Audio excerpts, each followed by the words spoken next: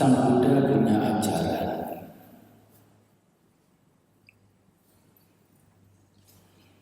punya tujuan utama adalah untuk menghentikan penderitaan secara benar.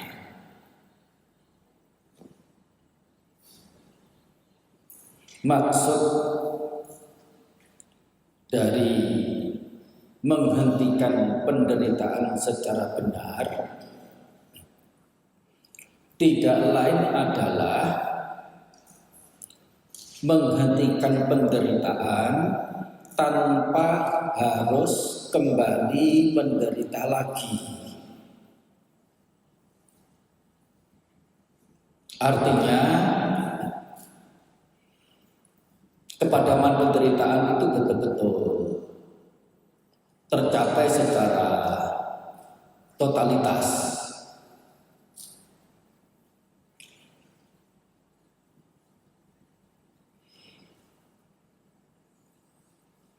Sang Buddha mengetahui bahwasanya lewat penembusan 4 kebenaran Arya bahwa sesungguhnya yang membuat makhluk-makhluk satwa-satwa menderita adalah satu saja, yaitu karena kesenangan atau kegandrungan, menggandrungi, kecintaan. Kecintaan ini kalau sampai kuat, ada sebutan lain namanya kemelekatan.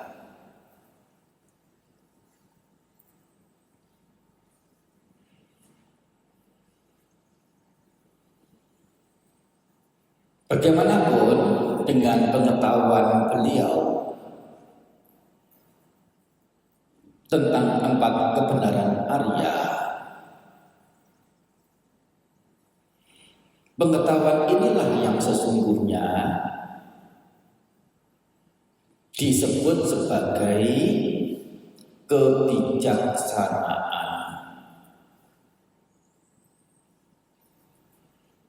Sebagai umat Buddha, kalau kita ditanya apa yang dimaksud, apa permaknaan kebijaksanaan, adalah suatu kemampuan dalam mengetahui suatu keberadaan dengan apa adanya.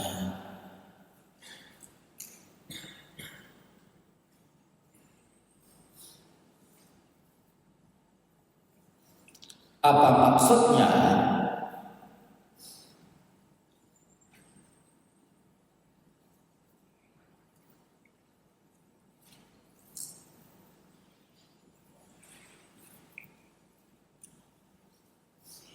Tidak lain adalah menembus 4 kebenaran Arya. Jadi satu-satunya kebijaksanaan ideal dalam agama Buddha tidak lain yang dimaksudkan adalah 4 kebenaran Arya.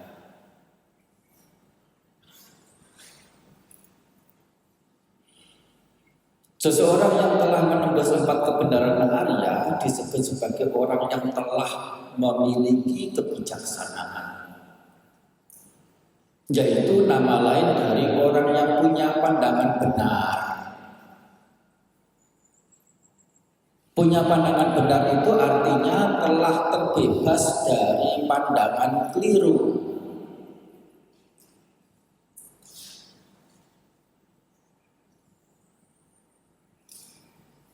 Sehingga pandangan keliru ini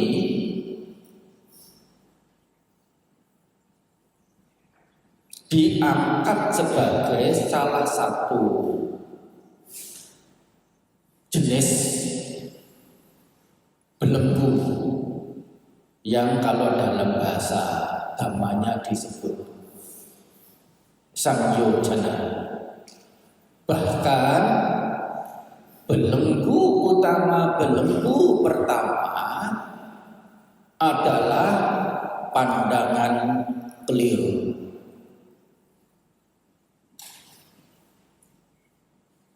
Yang kalau dalam bahasa dhamma samyojana yang pertama itu disebut dengan istilah sakkaya ditthi.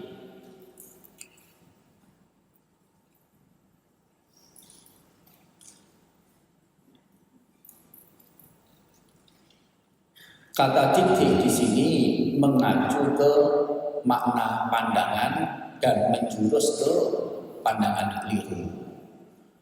Pandangan keliru menganggap onggokan-onggokan termasuk yang dimengerti sebagai sosok yang hidup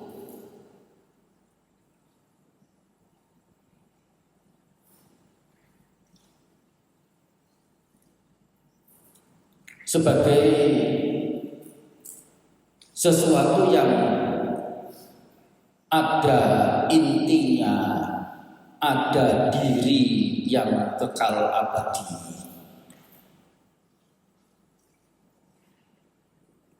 Didasari dengan pandangan keliru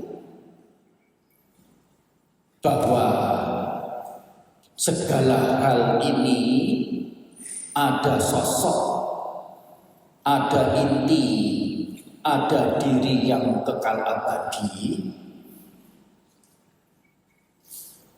Sesungguhnya pandangan keliru inilah yang menjadi penyebab munculnya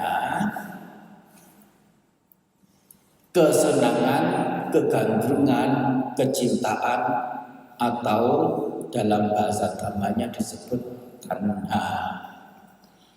Termasuk munculnya kekecewaan juga. Oleh karena kekecewaan itu sesungguhnya adalah nama lain dari kesenangan, nama lain dari kegandrungan yang belum tercapai, atau nama lain kesenangan, nama lain kegandrungan yang sudah lepas dari genggaman, lepas dari kepemilikannya, menimbulkan kekesalan, menimbulkan kesebalan, menimbulkan kesedihan, ratap tangis, derita jasmani, derita batin, kekecewaan.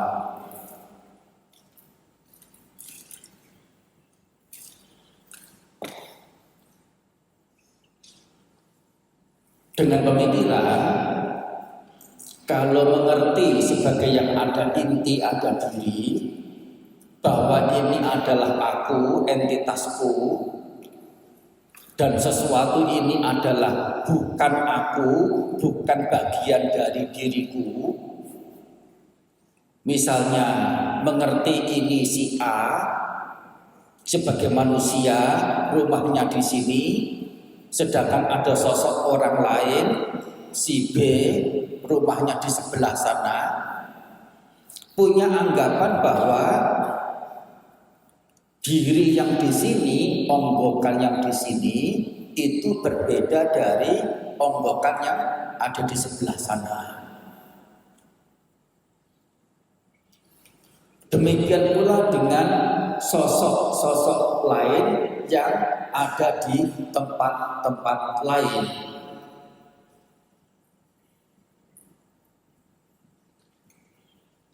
Jika punya pengertian onggokan yang di sini ini berbeda dari onggokan yang di sana, di sebelah sana, sebelah sana, sebelah sana, mengerti sebagai sesuatu yang mengerti sebagai entitas atau keberadaan yang berbeda dari satu sama lain.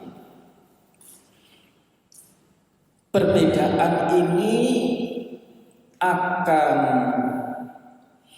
memicu munculnya keberpihakan ataukah tidak, bahwa aku lebih suka onggokan yang ini, aku tidak suka onggokan yang itu, atau mungkin sebaliknya, aku suka onggokan yang itu, tidak menyukai onggokan yang ini. Misalnya seseorang yang merasa aku tidak pandai, aku tidak punya harta banyak, aku bahkan punya kekurangan yang lain A, B, C, D, E. Sedangkan si dia, onggokan yang ada itu lain itu dianggap punya lebih banyak kelebihan. Sehingga cenderung untuk menyenangi onggokan yang itu, tidak menyenangi onggokan yang ini. Ini sudah muncul yang namanya keberpihakan. Begitu ada keberpihakan, kira-kira ada yang namanya mencintai dan membenci tidak?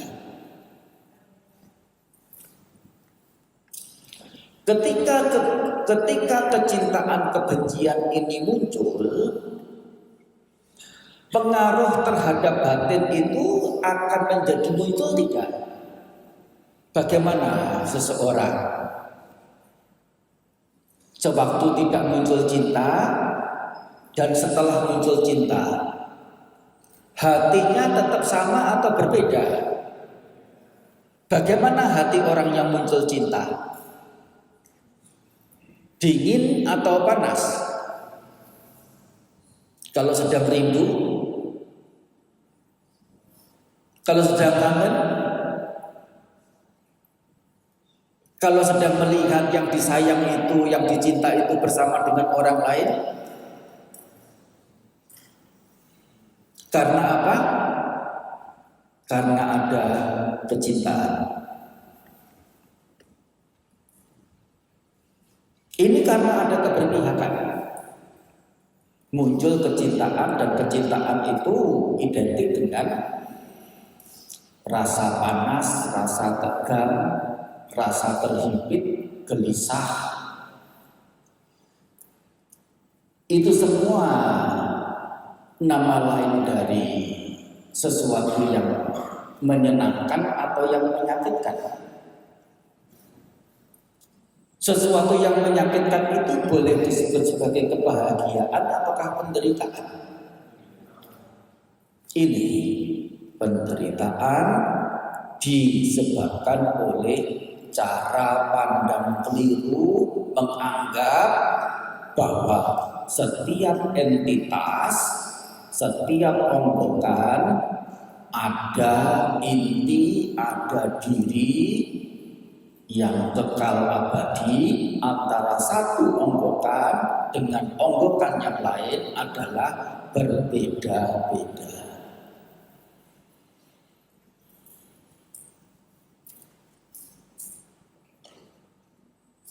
Untuk lengkapnya keberpihakan ini, kebalikan dari berpihak dalam arti menyenangi, ada berpihak dalam arti membenci, yaitu kalau berpihak sama si B artinya tidak memihak si A. Ketika tidak memihak si A, kira-kira yang muncul itu hati yang biasa-biasa atau hati yang disertai dengan rasa iritasi. Rasa iritasi yang kuat ini akan muncul gesekan, akan muncul keperihan, akan muncul kepedihan.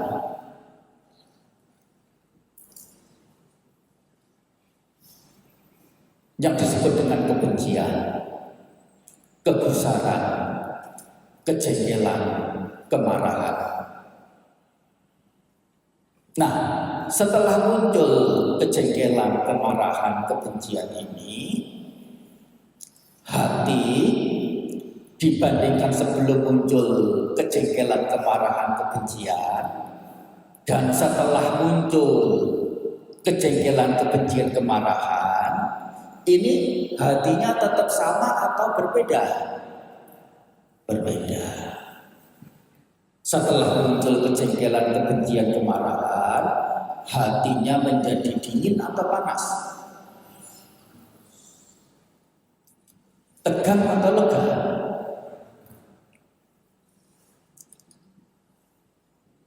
Longgar atau sesak?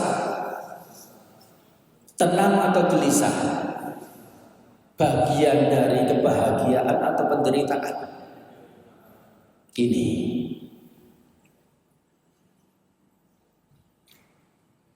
gara-garanya apa?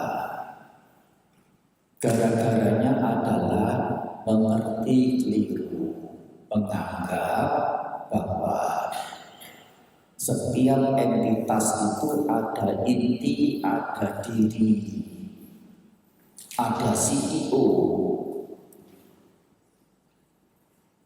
yang kekal abadi.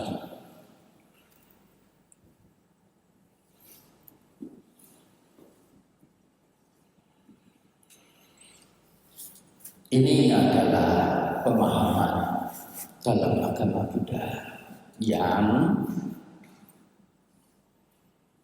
dalam bhavana pengembangan batin, seseorang selain diajak untuk mengerti kebenaran ini, kebenaran apa? Yaitu mengerti bahwa segala hal baik yang berupa bentukan maupun yang tidak berupa bentukan adalah tidak ada inti, tidak ada diri yang kekal abadi. Pengertian seperti ini. Dan setelah mengerti tidak berhenti sampai pada cukup mengerti, melainkan mengembangkannya. Arti mengembangkan di sini maksudnya bagaimana? Tidak lain adalah mengulang-ulang pengertian itu, pengertian yang benar itu, sering-sering mengulang pengertian-pengertian yang benar itu. Tetapi dalam proses mengerti, yaitu mengulang-ulang pengertian itu, semata-mata mengulang pengertiannya saja,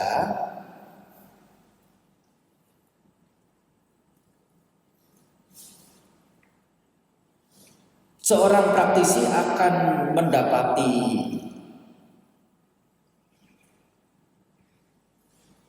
kesulitan. Oleh karena pengertian itu sifatnya abstrak, ada di dalam batin, ada di dalam pikiran, sehingga perlu dibantu dengan sosok-sosok yang nyata yang bisa diketahui oleh keenam indera, yaitu indera mata, indera telinga, indera hidung, indera lidah, indera tubuh, dan indera pengamat atau indera batin.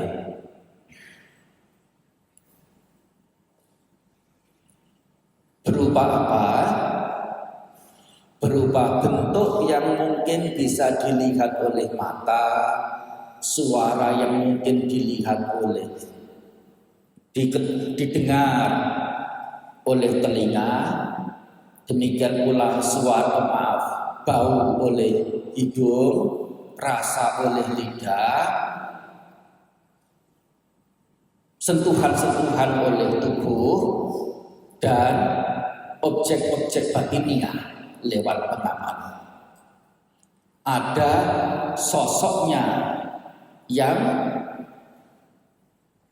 sebagai titik untuk mengetahui secara benar bahwa onggokan tersebut, baik bentuk, suara, bau, rasa, sentuhan maupun objek batiniah itu adalah tidak ada diri, tidak ada inti yang kekal abadi, sehingga perlu yang namanya objek-objek.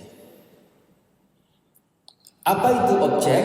Tidak lain adalah yang dikatakan 6 hal itu tadi.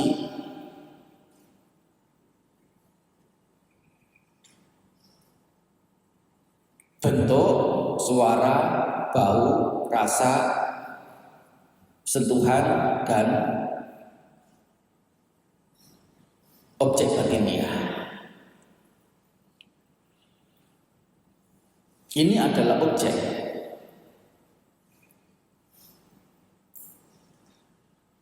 Termasuk tentu dengan dari banyaknya sudut pandang dalam seseorang berkemungkinan untuk melatihnya, terdapat lebih banyak lagi objek-objek, baik objek-objek yang beda bidang atau mungkin bidang yang sama tetapi lebih kasar, bidang yang sama tetapi lebih lembut, lebih halusnya. Tetapi semuanya sama, yaitu ada objeknya yang mesti diperhatikan, tetapi memperhatikannya ini tidak boleh tidak harus menyertakan cara pandang benar, melihatnya sebagai onggokan yang tidak ada inti, yang tidak ada diri yang kekal abadi. Sehingga sebatas melihat,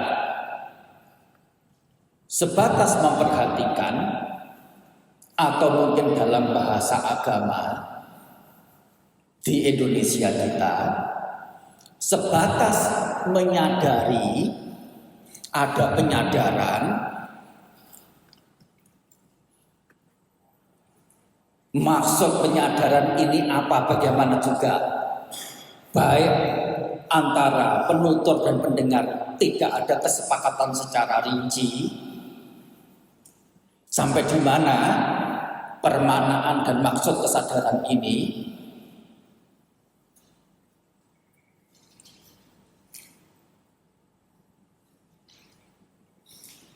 yang jika yang dimaksudkan sebatas mengetahui, ada objek ini, ada objek ini, tanpa penyertaan pengertian benar, kebijaksanaan, yaitu mengertinya sebagai onggokan yang tidak ada inti, tidak ada diri yang kekal abadi.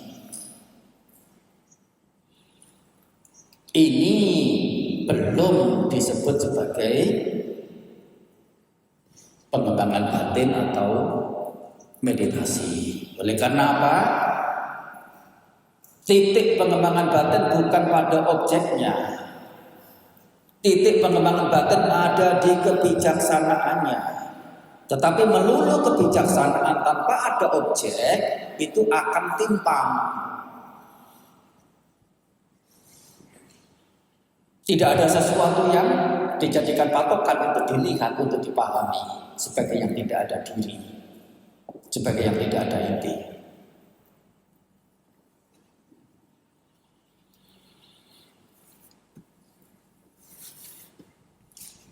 Dalam manusia itu, sebodoh apapun, sesederhana apapun organisme, manusia termasuk organisme tidak? Mengapa manusia disebut organisme?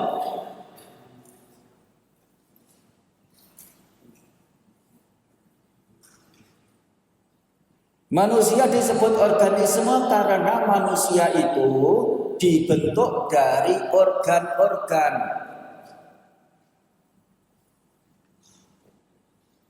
Ini jelas sekali bahasa ilmiah. Dalam dunia ilmiah tidak ada sebutan makhluk, tidak ada sebutan creature.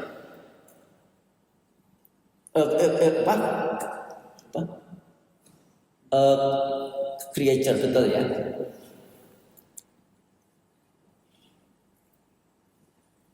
Yang ada adalah organisme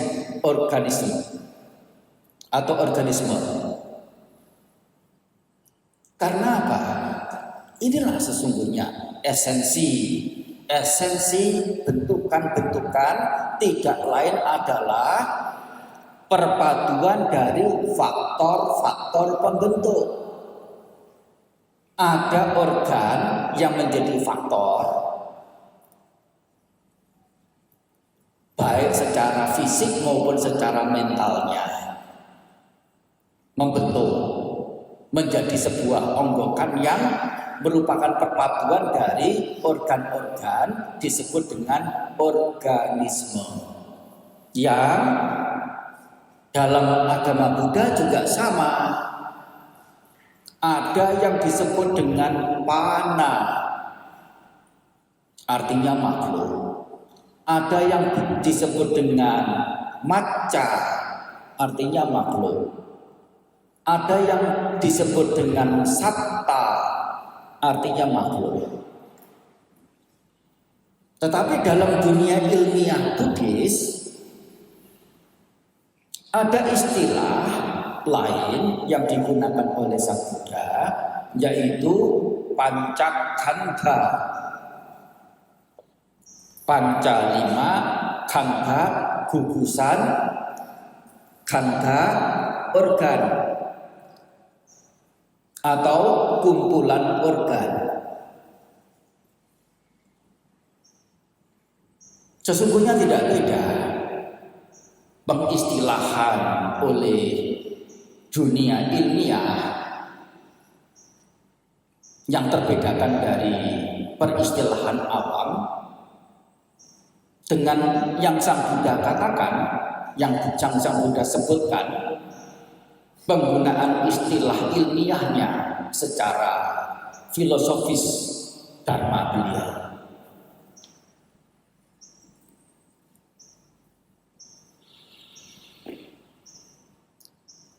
Kembali lagi, organisme ini sesederhana apapun, baik itu mikroba berupa bakteri, termasuk mungkin sampai berupa virus misalnya, kira-kira mereka lebih menginginkan keberadaan yang menyakitkan atau keberadaan yang menyenangkan? Keberadaan yang menyenangkan. Ada tidak makhluk sebodoh apapun menginginkan penderitaan? Tapi ada tuh Bante, banyak mereka itu yang menyakiti diri sendiri. Dirinya ditusuk-tusuk dengan barang tajam.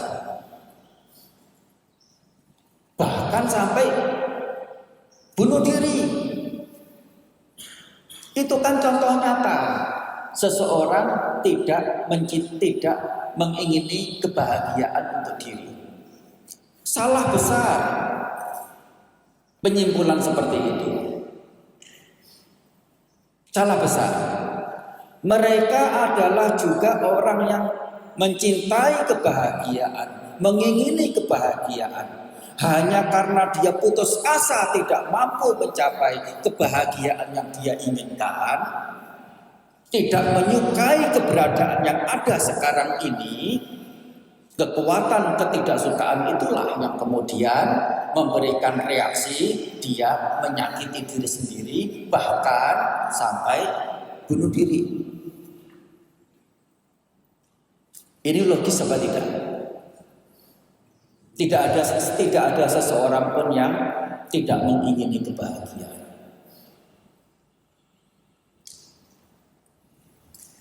Sehingga bagaimana untuk mendapatkan kebahagiaan ini? Dari melakukan keburukan, mencuri, membunuh, berzina, berbohong, sampai melakukan hal-hal yang lain-lain, keburukan-keburukan yang lain juga mereka lakukan. Demi apa mereka semua melakukan keburukan? Apakah untuk mendapatkan penderitaan bagi diri, berharap diri sendiri menderita? Tidak. Mereka melakukan keburukan karena cara berpikir bahwa keburukan yang dia lakukan itu dia anggap sebagai cara atau jalan untuk mendapatkan kebahagiaan.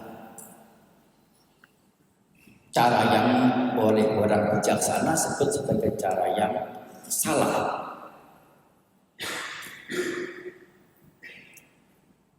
Orang-orang mulia, orang-orang besar sehingga mengajar bukan merampas, mencuri, tetapi justru memberi, berbagi, berderma. Itulah sesungguhnya manfaat.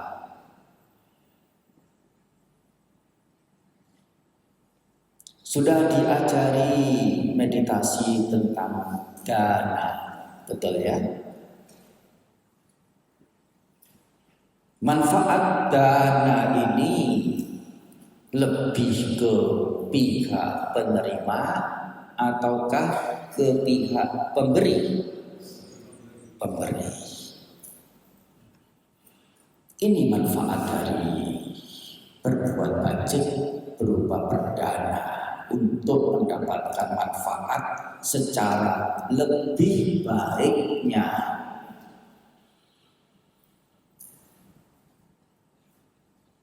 Berbondong-bondong kemudian orang-orang itu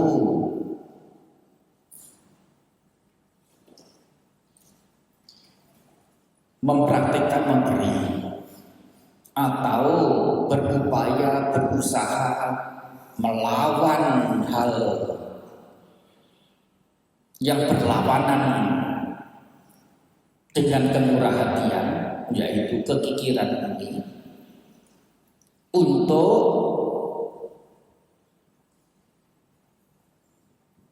memenangkan pertengkaran, menjadi orang yang menang, yaitu memilih untuk memberi. Tentu ini didorong sedikit banyak oleh tingkat pemahaman atau tingkat pengertian, tingkat pengetahuan, atau boleh dikatakan tingkat kebijaksanaan yang bersangkutan.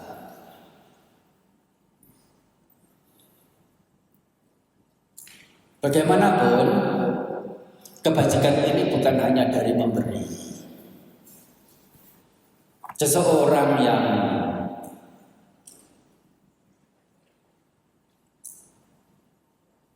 bertindak atau bertutur kata yang menyalahi norma sosial,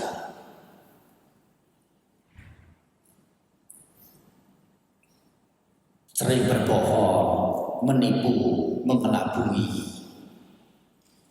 menganggap bahwa menipu, berbohong, mengelabui itu adalah manfaat. Tapi kemudian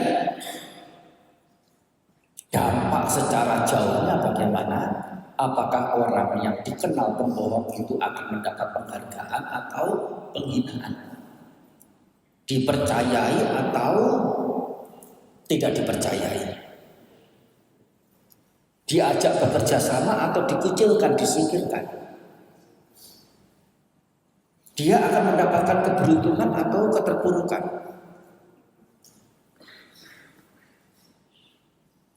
Manfaat pelaksanaan tata kebiasaan yang baik yang kita menyebutnya sila ini sehingga semata-mata demi orang luaran sekitar atau demi si pelaku dalam menjalankan sila ini, demi si pelaku itu sendiri untuk mendapatkan manfaat dari menjalankan tata kebiasaan yang baik, menjalankan sila. Dari situlah kemudian manfaat-manfaat dari berbuat baik, contohnya yang ada dua ini, yaitu dengan berdana dan menjalankan sila, hidupnya berkecukupan, hidupnya nyaman dan aman, hidupnya dikelilingi oleh orang yang mencintai, banyak pengikut, banyak teman, punya marwah, punya harkat, punya martabat yang tinggi. Itu adalah buah-buah perbuatan yang telah dilakukan berupa berdana dan menjalankan sila serta hal-hal baik lainnya tentunya.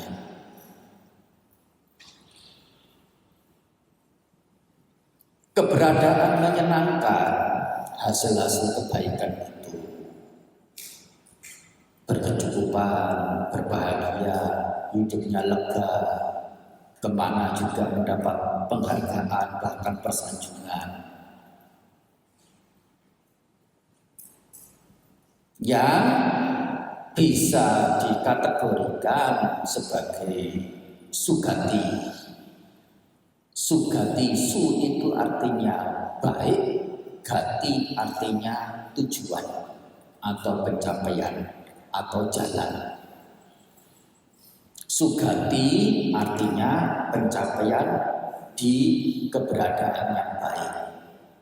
Sugati ini punya padanan kata sagga. Sagga itu bahasa Pali. Bahasa Sanskertanya adalah swarga. Kita bahasa Indonesia menyadapnya menjadi surga. Hidup di alam-alam surga, alam-alam kebahagiaan. Karena apa? Ciri perbuatan yang seseorang melakukan itu adalah mengarah ke alam-alam kebahagiaan itu, yaitu dengan berdana dan menjalankan tata kebiasaan yang baik, sila. Dibandingkan hidup sengsara, merana, hari-hari hanya ratapan, tangisan, keluhan, sudah mengeluh, bahkan sudah meminta, memohon-mohon, tidak ada kepastian mendapatkan. Kira-kira lebih menyengsarakan lagi tidak?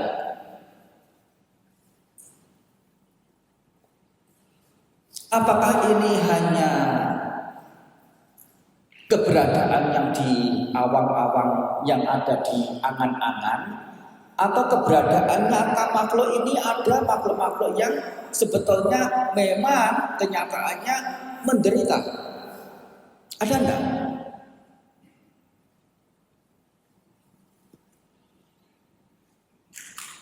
yang kalau dalam konteks Buddhis dikatakan alam-alam sengsara,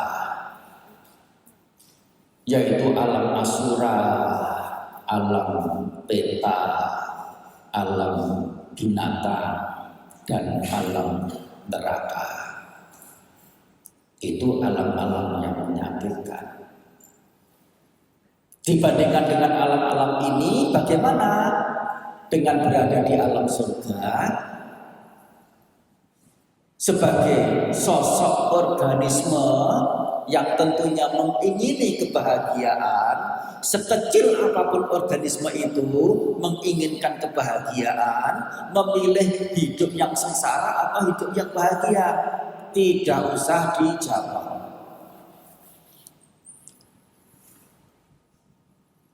Sudah terjawab oleh diri sendiri masing-masing. Bagaimanapun, kalaupun seseorang itu sudah beruntung berada di alam bahagia,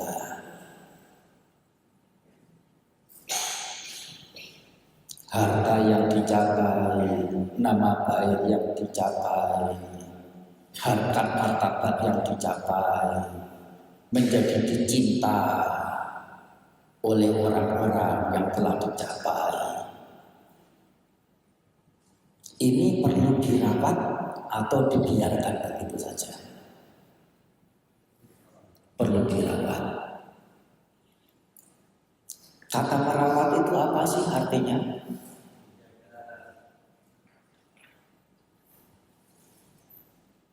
Mengulangi untuk membuat lagi, mengulangi untuk membuat lagi. Kalau orang senang pada kita itu karena kita memberi, untuk tetap senang pada kita harus tetap memberi.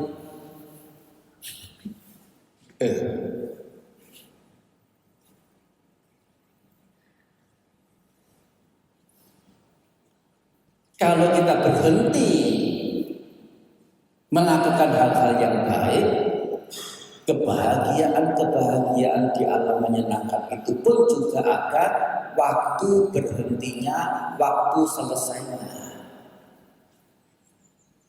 Begitu selesai berada di alam yang menyenangkan, alam kebahagiaan, yang sebelumnya itu berada di alam kebahagiaan, kemudian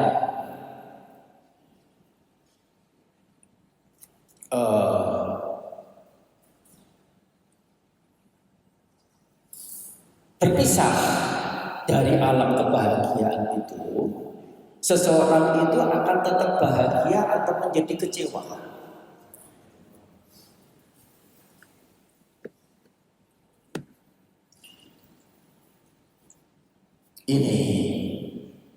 Ini adalah ciri surga, sisi alam bahagia yang ternyata masih memungkinkan untuk muncul derita,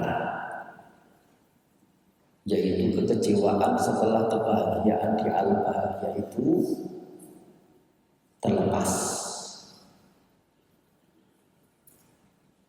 Dan sesungguhnya untuk mencapai alam bahagia itu perlu disertai keinginan enggak? Perlu. Kalau seseorang ada keinginan, hatinya tetap dingin atau menjadi panas? Panas. Tapi bagaimanapun kebahagiaan, kalaupun harus panas dari mengingini, kebahagiaan itu lebih menyenangkan. Sehingga panas oleh keinginan tidak apa-apa. Lebih lanjut, bukan hanya bisa menerima panas dari menginginkan ini, setelah mengingini alam bahagia, apa yang kira-kira mesti dilakukan? Berusaha melakukan hal-hal untuk mengarah ke tujuan yang ingin dicapai, yaitu kebahagiaan itu, yaitu dengan itu tadi, berusaha mengalahkan kekikiran, berdana memberi, berusaha untuk mengalahkan pikiran-pikiran yang kotor, pikiran-pikiran yang bodoh, menjalankan sila. Ini proses ini mudah atau sulit? Sulit. Kebahagiaan atau penderitaan? Penderitaan juga. Proses untuk melakukan kebaikan itu juga salah satu jenis penderitaan.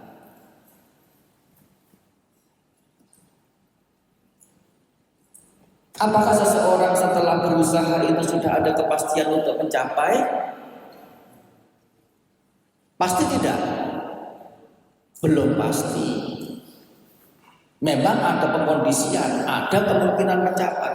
Tapi apakah pasti mencapai? Tidak. Dan kalau tidak tercapai dari upaya yang dilakukan, kira-kira yang muncul apa? Kecewa. Kecewa itu bahagia atau menderita?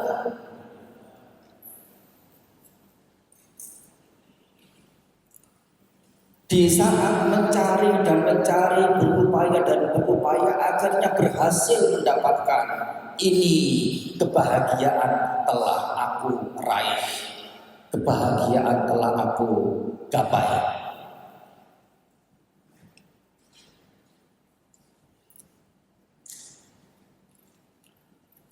Kebahagiaan yang diraih itu murni 100% kebahagiaan, atau sesungguhnya ada campuran-campuran noda penderitaannya. Ada campurannya. Campurannya apa?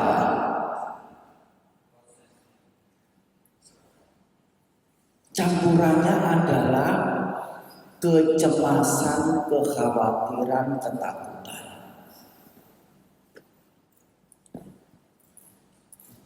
Sesuatu yang menyenangkan didapat, dan di waktu yang bersamaan itu pula muncul langsung kecemasan, kekhawatiran, ketakutan.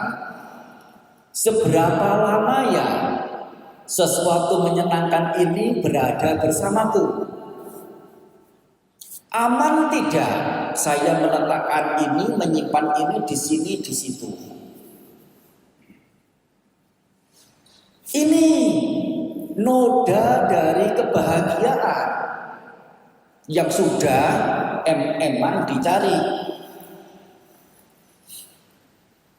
Apa em-eman? Mati-matian. Sudah mati-matian dicari kebahagiaan. Tapi kebahagiaan ini ternyata mulai dari mengingini ada penderitaan, berupaya untuk mendapatkan juga penderitaan, tidak mendapatkan hasil dari mencari juga penderitaan.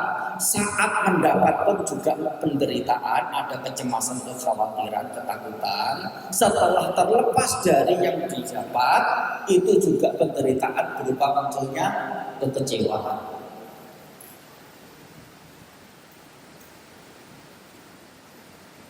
Dan orang yang pandai tentu akan berupaya lagi mengusahakan hal-hal yang bisa mendatangkan kebahagiaan bagi diri, yaitu dengan menjalankan sila, mempraktekkan dana, lagi dan lagi, lagi dan lagi. Berbuat baik, berada di alam menyenangkan, habis di alam menyenangkan, berbuat baik lagi, mendapat hal yang menyenangkan lagi, mengingini lagi, berbuat lagi, mendapatkan kebahagiaan lagi. Kira-kira ini ada ujung selesainya tidak? Perbuatan yang tidak ada ujung selesainya itu perbuatan yang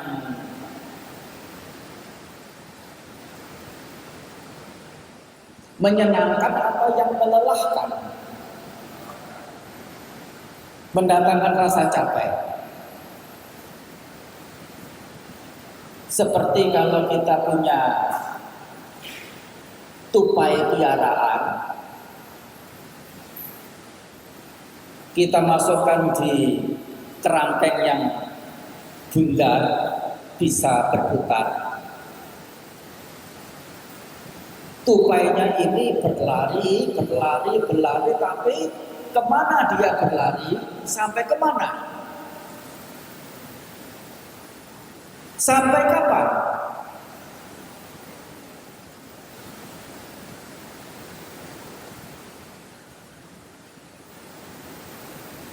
Orang bijaksana melihat situasi yang harus berlari memutar,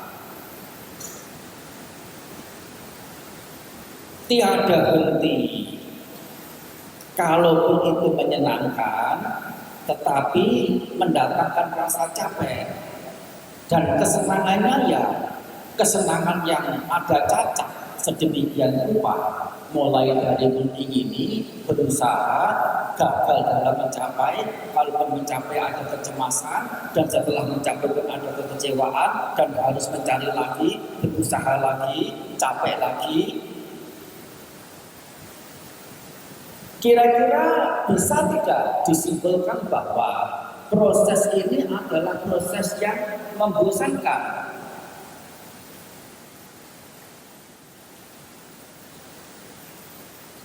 Orang bijaksana mengerti bahwa perjalanan hidup, kalaupun mengisinya seluruh hidup itu dengan hal-hal bajik, adalah situasi yang melelahkan, mendatangkan capek, dan lebih dari itu adalah membosankan.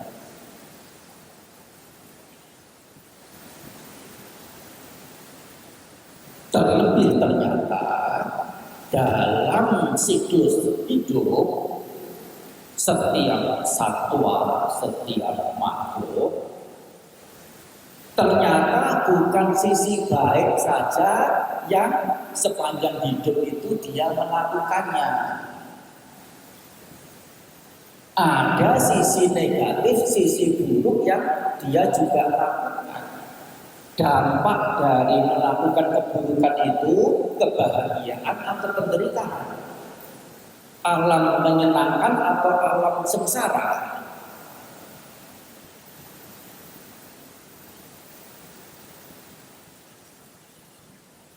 Dan kenyataannya kita tidak usah berpikir tentang melihat binatang, hewan, apa dan sebagainya. Kita manusia ini sajalah. Kira-kira hari-hari manusia yang hidup di seluruh penjuru dunia ini, lebih banyaknya itu dalam berbuat baik atau berbuat buruk. Ternyata orang manusia juga tidak cukup pandai dalam mencari kebahagiaan. Yang pandai saja itu adalah pekerjaan yang melelahkan dan membosankan, apalagi mewarnai hidupnya itu dengan melakukan keburukan-keburukan. Memprihatinkan tidak? Siapa yang perlu diprihatinkan? Termasuk juga berprihatin pada makhluk-makhluk yang lain.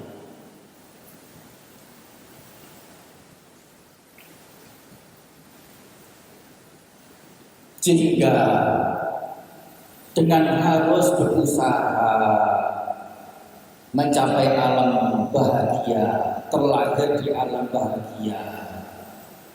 Begitu terlahir di alam bahagia, di sana ada selesainya di alam bahagia yang disebut dengan mati dari alam bahagia. Ada proses kelahiran, ada proses kematian, ada proses sakit di antaranya, ada derita jasmani, ada derita batin, ada kesedihan, ada rasa tangis, ada kekecewaan terkait dengan perjalanan hidup ini. Kalaupun orangnya itu, makhluknya itu hanya melakukan hal dari sisi batin saja, masih diwarnai oleh kesedihan, rasa tangis, derita jasmani, derita batin. Oleh karena apa? Harus mengalami kelahiran yang punya konsekuensi, harus mati. Siapa yang tidak gentar oleh kematian? Untuk mereka yang menyenangi kesenangan-kesenangan dunia. Sehingga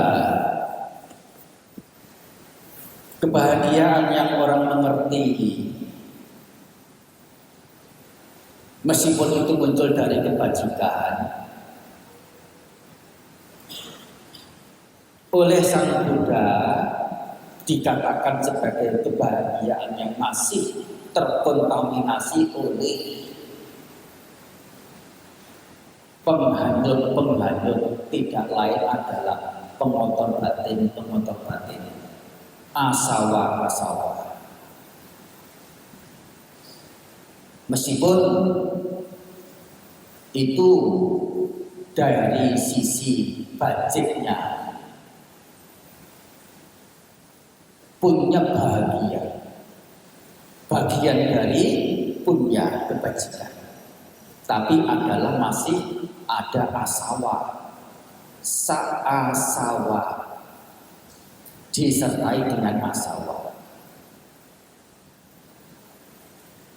Dan lebih dari itu, tidak tuntas masih menghasilkan upadi. Apa itu upadi? Tidak lain adalah masih akan memunculkan gugusan lagi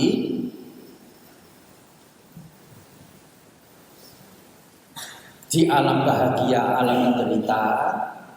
Masih ada perbuatan lagi, masih ada pengotor batinnya lagi. Ini namanya upadi. Masih ada kilesa, masih ada karma, masih ada vipaka. Artinya apa? Masih ada perjalanan, masih ada samsara.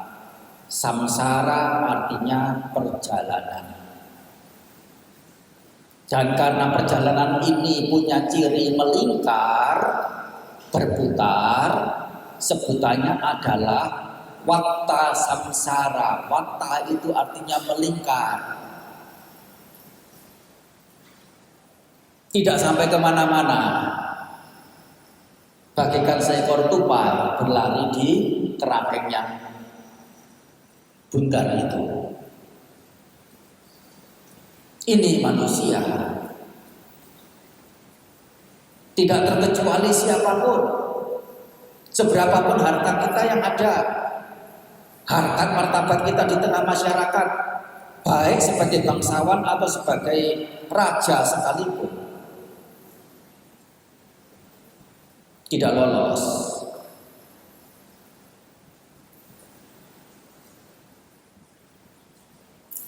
Inilah seseorang tiba saatnya membuat penyimpulan. Yang disebut bahagia, ternyata bahagia itu ada sisi noda, sisi celahnya. Dan bagaimana kemudian orang bijaksana melihat keberadaan noda, meskipun itu adalah alam-alam kebahagiaan, adalah mengarahkan diri menuju pada pelepasan, meninggalkan. Sesungguhnya uraian ini bisa diperpanjang dengan berbagai macam contoh, tetapi mengingat waktu yang sangat terbatas, Saya tidak menyampaikan contoh-contoh itu.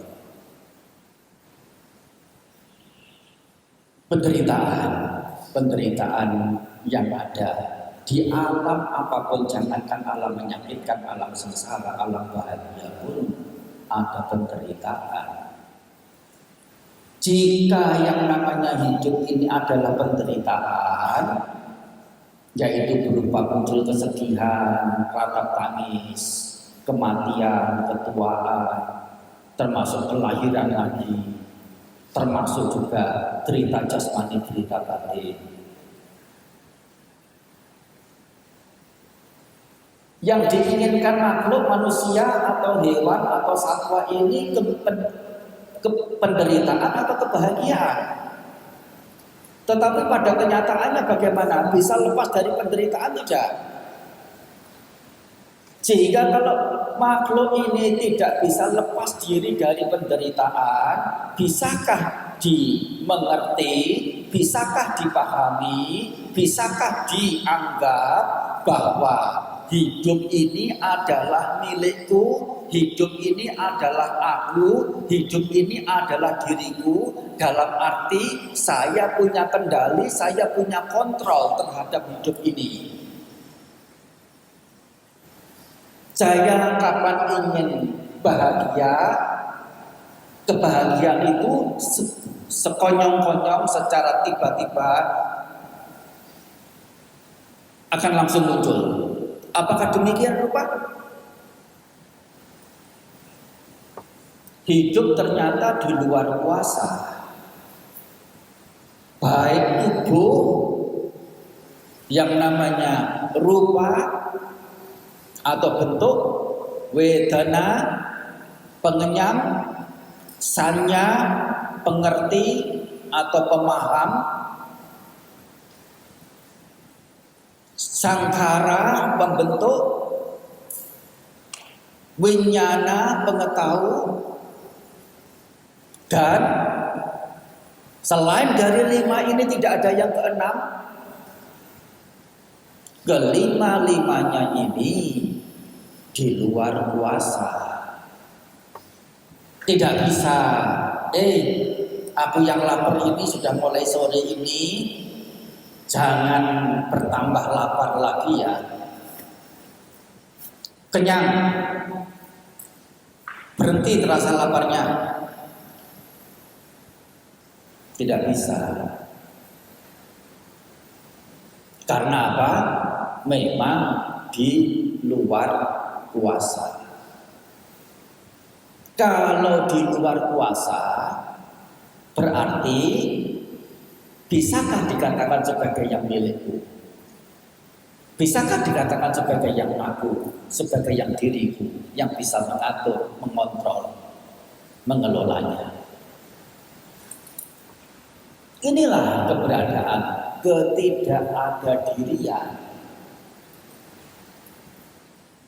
ketidakadaintian dalam pancakanda ini.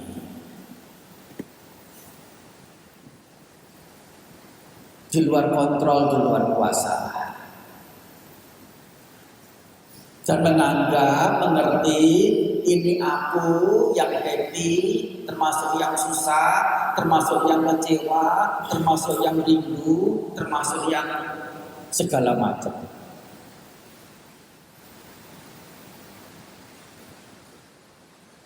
Dan ini ternyata kilas balik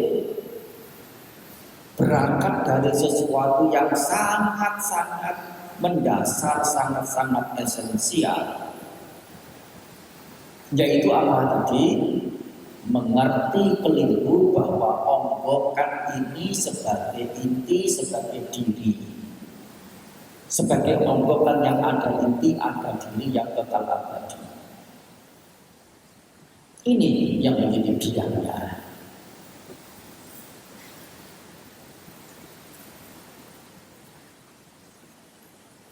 Bagaimanapun keberadaan penderitaan yang satwa-satwa makhluk-makhluk alam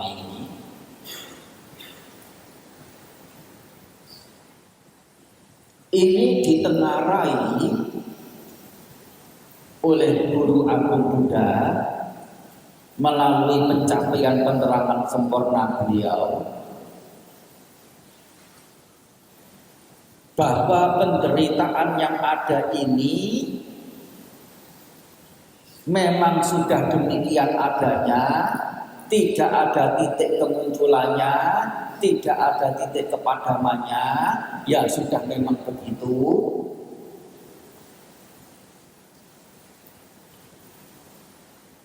Atau sesungguhnya penderitaan ini ada titik kemunculan dan titik kepadamannya.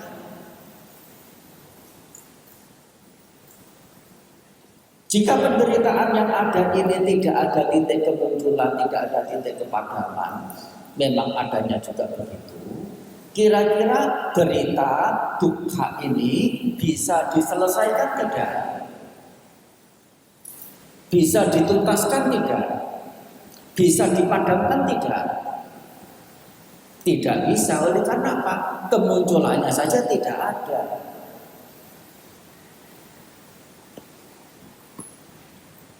Nah ini Sang Buddha loh, lawang yang bicara ini serius kayak begini, yang mendengar kok ya main-main.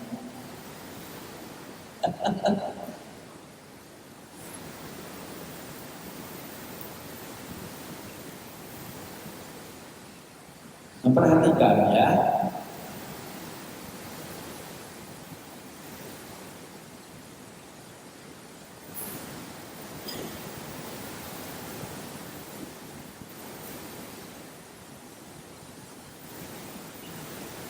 Bahwa penderitaan ini ditengarai oleh Sang Buddha ternyata ada titik kemunculannya.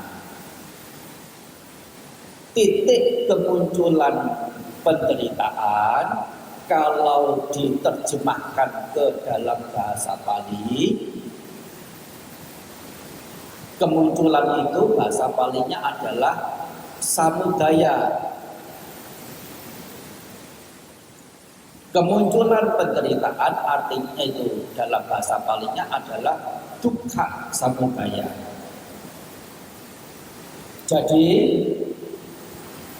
mendengar kata dukkha samudaya, kita mesti menerjemahkannya kemunculan penderitaan, bukan sebab penderitaan.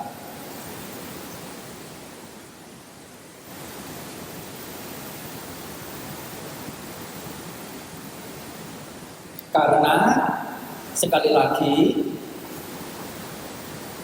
samudaya ini tidak punya arti sebab, sebaliknya punya arti kemunculan. Meskipun secara konotatifnya bisa dimaknai sebagai sebab.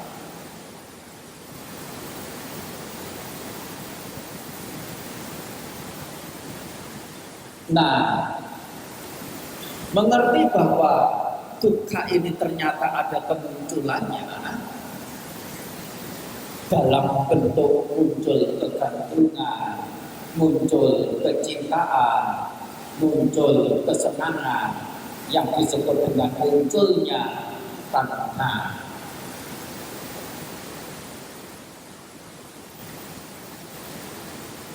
Sesuatu yang wajarnya mengalami kemunculan,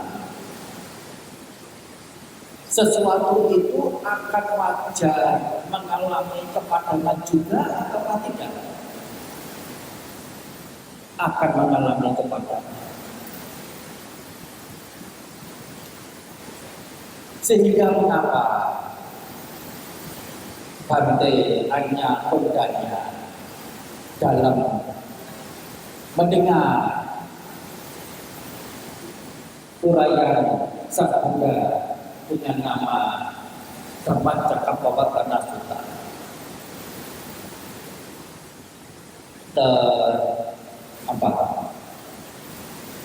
ternyatakan oleh beliau. Bagaimana pernyataannya? Angkat tangan. Siapa yang ingat? Kalau tidak ingat bahasa palingnya, bahasa Indonesianya juga boleh.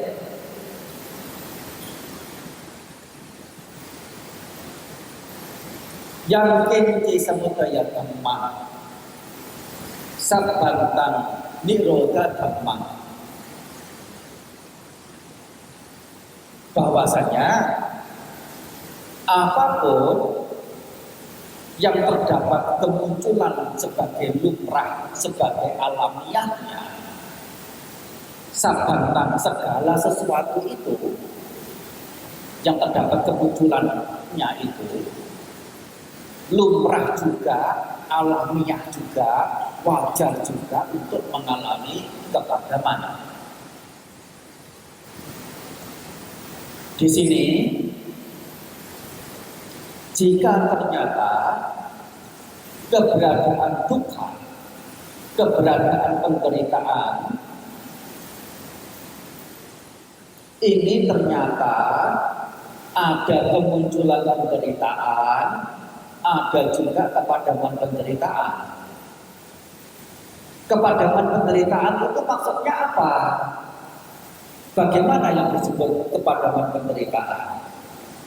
Kalau kemunculan penderitaan itu tidak lain adalah kemunculan kegantungan, kemunculan kesenangan, kemunculan tanpa, kepadaman penderitaan kira-kira apa?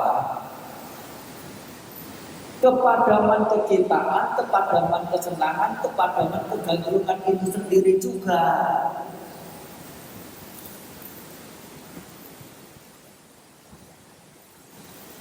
Dan jika penderitaan ini ada kemunculannya, penderitaan ini ada kepadamannya, tanha ini ada kemunculannya, tanha ini ada kepadamannya,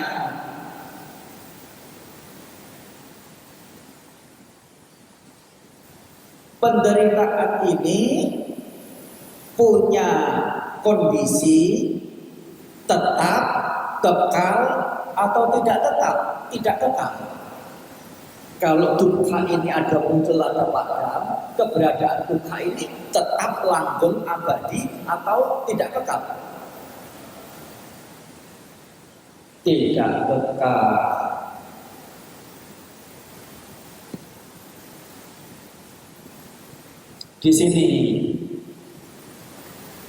Di sini muncul pemahaman tentang ketidakkekalan berangkat dari mengerti empat kebenaran Arya.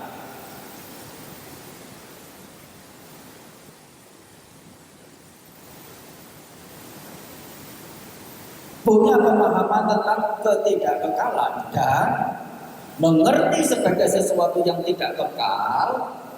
Apapun, semua bentukan, termasuk yang bukan berupa bentukan, yaitu yang menyenangkan sekalipun ini akan mengalami kehancuran, dan kehancuran atau lepasan dari sesuatu yang menyenangkan itu adalah kekecewaan, penderitaan. Orang bijaksana maunya menjadi kecewa atau bahagia. Dan kalau mau bahagia, kira-kira akan merelakan diri untuk melekati ataukah tidak? Tidak melekati. Akan menyenanginya tidak? Tidak menyenangi. Melalui mengerti sebagai yang tidak kekal ini saja sudah cukup kuat, sudah cukup ampuh dalam seseorang itu menghancurkan asawa-asawa, kesenangan-kesenangan. Senang sesenang apapun tidak hanya di alam surga, termasuk alam Brahma, apalagi alam manusia. Di alam Brahma sekalipun itu akan ada yang namanya kekecewaan, akan ada noda-noda. Sejauh itu berupa alam, di sana masih ada kelahiran, kematian, dan keberlangsungan di antaranya. Masih ada kesenangan-kesenangan. Di alam Brahma masih ada kesenangan juga. Bukan tidak ada. Sebutannya adalah rupa raga, arupa raga. Ini. Selama masih ada kesenangan, di sana ada kekecewaan tidak? Selama masih ada kekecewaan, di sana ada penderitaan tidak? Ini alam Brahma. Dengan memahami sebagai yang anicca tidak kekal, kalaupun itu alam yang tinggi, alam Brahma, alam surga, apalagi hanya alam manusia, termasuk terlebih alam-alam sengsara. Patutkah semuanya itu disenangi, dikagumi, dilekati? Ini dia pemahaman, mengerti sebagai yang tidak kekal, sebagai yang tidak kekal, apa yang tidak kekal, tubuh tidak kekal, pengenyam tidak kekal, mengerti tidak kekal, pembentuk tidak kekal, pengetahui tidak kekal, yaitu apa? Rupa, wedana, sanya, sangkara, winyana tidak kekal, tidak patut disenangi, tidak patut dicintai, tidak patut digandrungi, tidak patut dilekati, tidak ada kekecewaan, lepas dari penderitaan.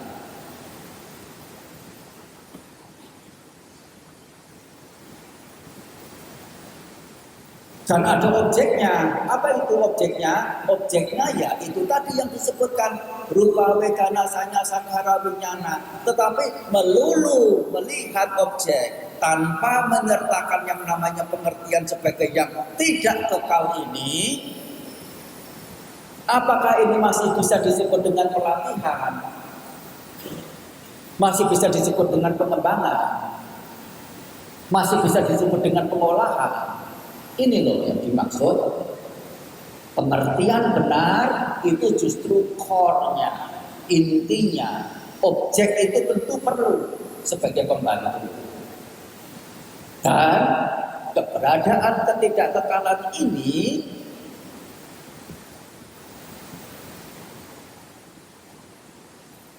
tidak bersumber dari sesuatu teori atau doktrin atau prinsip apa yang lain, melainkan datang juga dari penembusan tempat kebenaran Arya ini juga. Sehingga mengapa dalam agama Buddha dikatakan sekali lagi, puncak kebijaksanaan yang seseorang itu kemudian mendapatkan sematan sebutan sebagai Sama Sambuddha tidak lain karena beliau menembus empat kebenaran Arya. Karena dari empat kebenaran Arya ini, poin pertama dukkha. Karena dukkha sehingga terbersit penyimpulan ini di luar kontrol.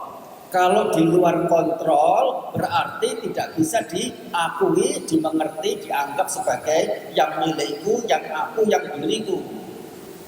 Yaitu yang tidak ada inti, tidak ada diri.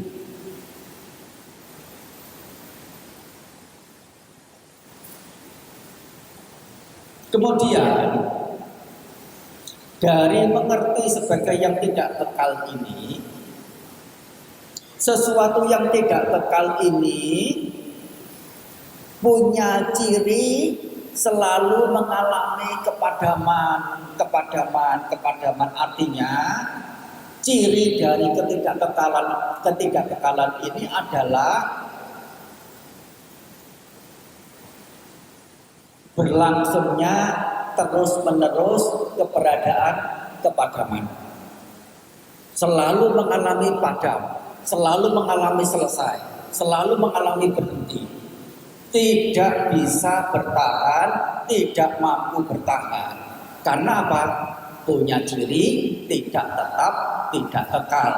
Tidak tetap itu artinya apa? Selalu bergerak. Apa itu bergerak? Kumpulan proses kemunculan dan kepadaman. Itu namanya bergerak.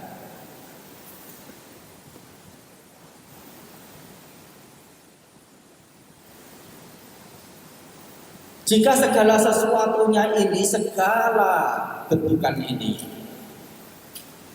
punya ciri padam, semulia, seluhur, sebesar apapun,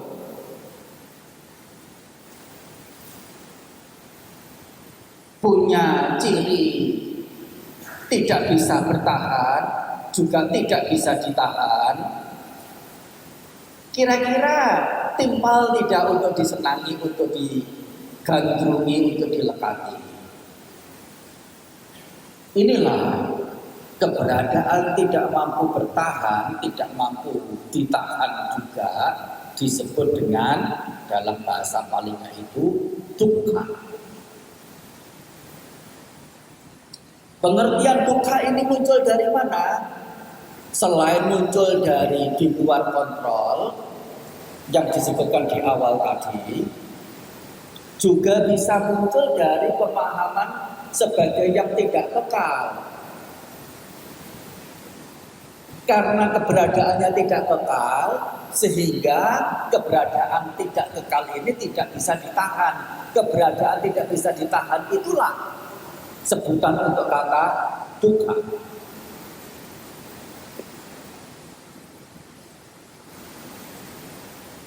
Dan sekali lagi, sesuatu yang tidak bisa ditahan, sesuatu yang tidak bisa bertahan, tidak ada ketimpalannya bagi ia yang bijaksana untuk menyenangi, menggandrungi, melekati, melepas. Terlebih dengan mengerti sebagai keberadaan yang selalu padam ini,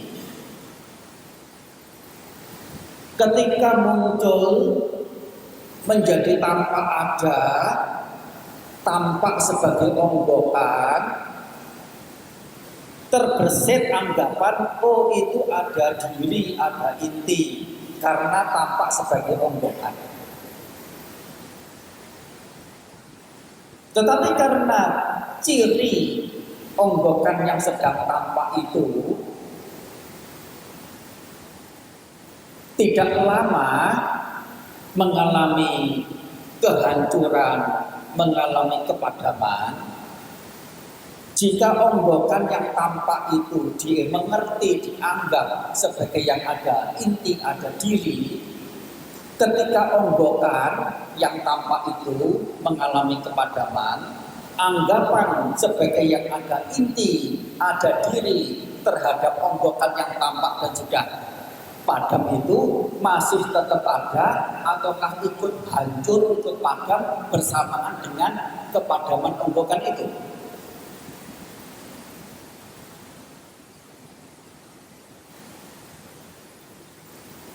Akan ikut padam bersamaan dengan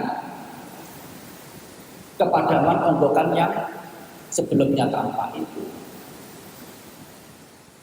Jika anggapan sebagai inti, anggapan sebagai ada inti, ada diri terhadap onggokan yang sedang tampak, ini punya ciri muncul bersamaan dengan munculnya onggokan itu, ikut padam bersamaan dengan padamnya onggokan itu, muncul perpaduan baru lagi, tampak sesuatu onggokan lagi, tampak sebagai yang ada inti lagi, yang ada diri lagi. Begitu onggokan ini padam, anggapan sebagai yang ada diri ini juga ikut padam bersamaan dengannya. Keberadaan diri yang pada onggokan itu, jika muncul padam mengikuti penampakan onggokan yang juga muncul padam, bisakah dikatakan bahwa keberadaan onggokan itu ada inti yang kekal abadi, ada diri yang kekal abadi? Ini dia.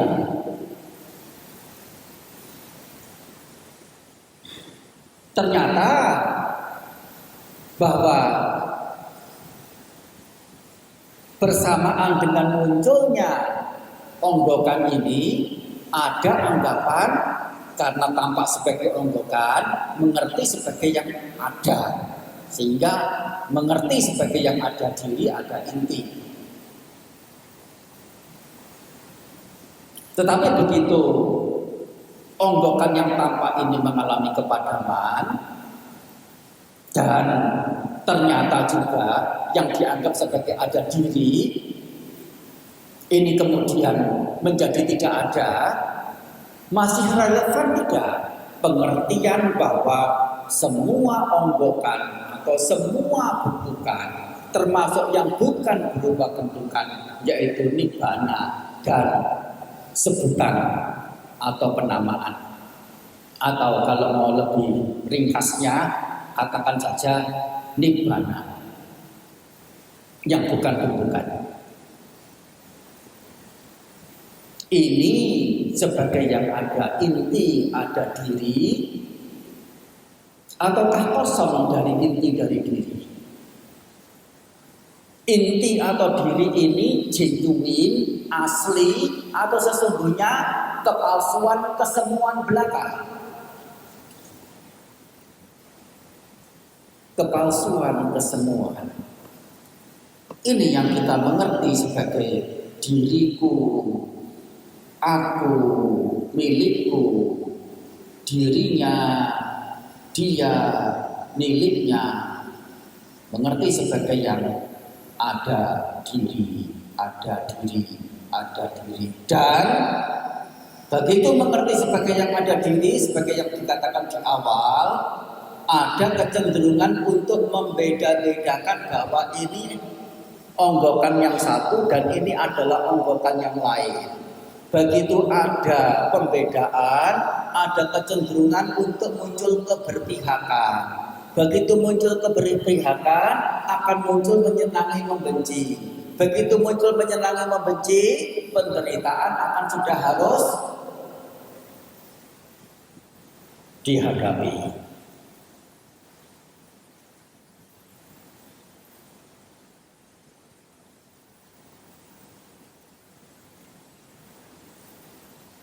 Kebijaksanaan seperti ini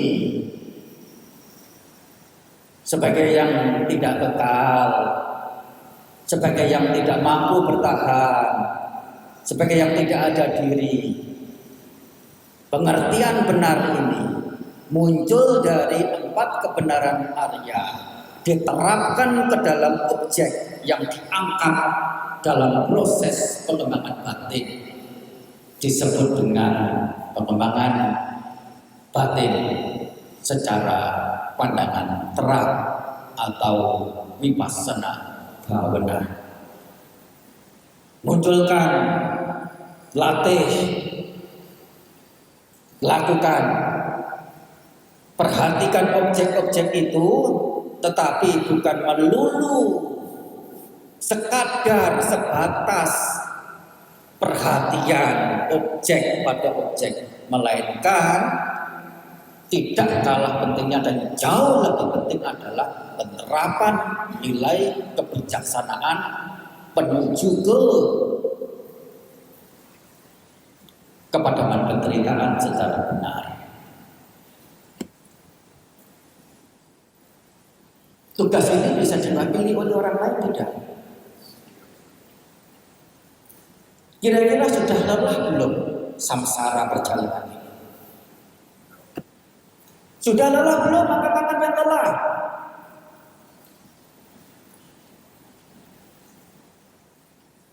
Luar biasa, siap untuk tidak kembali ke rumah.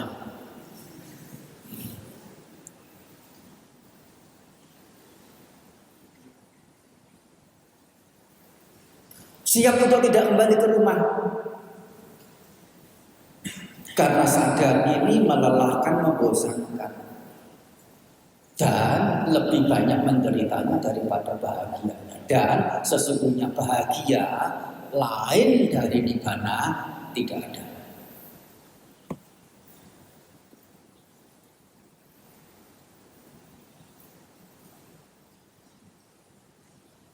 Ini adalah uraian tentang vipassana bhavana untuk hari ini.